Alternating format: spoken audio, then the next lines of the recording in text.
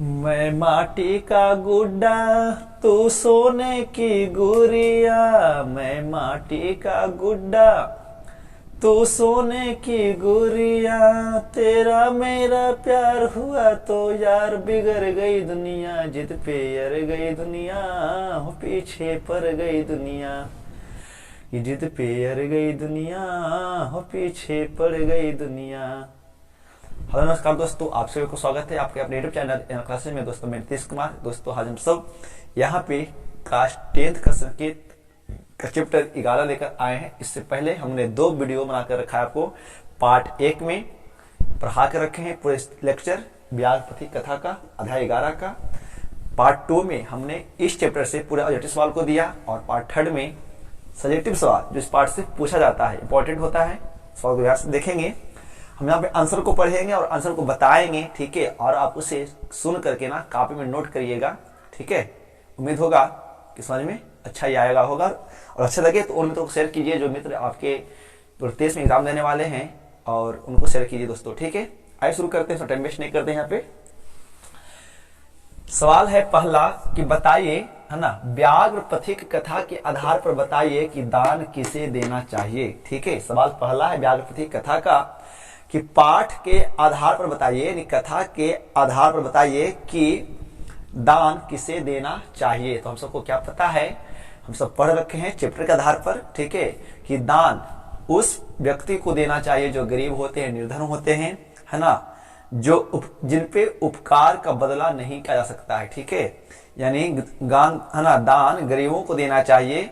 जो उपकार नहीं किया है उसे दान देना चाहिए। स्थान, समय और पात्र को ध्यान में रख करके दान देना चाहिए, और दान के बदले उस व्यक्ति से किसी प्रकार की उपकार हमें नहीं रखना चाहिए। तो वैसे व्यक्ति को दान देना चाहिए जो निर्धन और गरीब होते हैं। यह है सवाल फर्स्ट का आंसर। उम्मीद होगा अच्छा लगा होगा। सुन करके आप उसको नकाब में नोट कर लीजिए, और उसको 1-2 बार पढ़ेंगे तो याद हो जाएगा। और बिल्कुल ऐसे ही लिखना है आंसर में, ताकि आपको नंबर फुल मिलेगा। नंबर आपको नहीं कट सकता दोस्तों, ठीक है। चलिए आगे देख लेते हैं। सवाल 2 है व्याघ्र पथिक कथा पाठ का मूल उद्देश्य क्या है। आखिर हमें पाठ क्यों पढ़ने के लिए दिया गया है, ठीक है, इसका क्या उद्देश्य है हम सबको ये बताना है। तो आपको पता है कि व्याघ्र पथिक कथा का मूल उद्देश्य यह है कि हमें हिंसक जीव प्राणी पे विश्वास नहीं करना चाहिए, है ना। इस कथा के द्वारा पंडित नारायण जी हमें यह शिक्षा देते हैं कि दुष्टों की बातों पर लोभ में आकर विश्वास नहीं करना चाहिए। कोई भी, चाहे वो दुष्ट जीव हो या दुष्ट लोग हो, कितना लोग भी दुष्ट होते हैं जो आपको मीठी मीठी बात को करके आपको फुसला भड़का करके आपको फंसा देंगे, ठीक है, जिससे आप परेशान हो सकते हैं। मतलब आपको परेशानियां बढ़ जाएगी, दुख का सामना करना पड़ेगा, है ना। तो हमें वो हिंसक, चाहे प्राणी हो, चाहे वो जानवर हो, चाहे वो हिंसक लोग हो, हमें उन पे विश्वास नहीं करना चाहिए, ठीक है। सोच समझकर ही काम करना चाहिए, है ना। इस कथा का उद्देश्य मनोरंजन के साथ साथ व्यवहारिक ज्ञान देना भी है। ये पाठ का मूल उद्देश्य है। इतना बातें लिख देंगे दोस्तों, नंबर फुल मिलेगा।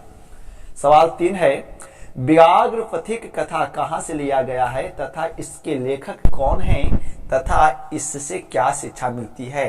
तो आपको पता है कि व्याघ्र पथिक कथा हितोपदेश ग्रंथ की मित्र लाभ खंड से ली गई है, और इस कथा के लेखक नारायण पंडित जी हैं। इस कथा के द्वारा हमें यह शिक्षा मिलती है कि दुष्टों की बातों पर लोभ में आकर विश्वास नहीं करना चाहिए, सोच समझकर ही काम करना चाहिए।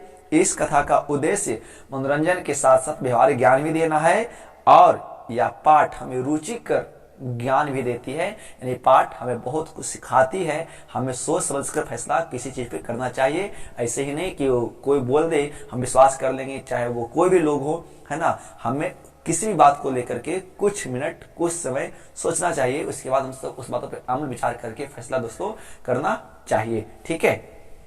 सवाल अगला है कि व्याघ्र पथिक कथा को संक्षेप में लिखें, ठीक है। मतलब इस कथा को ना सारांश के रूप में लिखने के लिए आता है। तो हमने जो पढ़ा रखा है या जो आपने पढ़ रखा है उस कथा को अपने भाषा में लिख देंगे, है ना, शॉर्ट तरीका से, तो वो आपका आंसर हो जाएगा। तो यह तो आंसर आपको खुद करना है।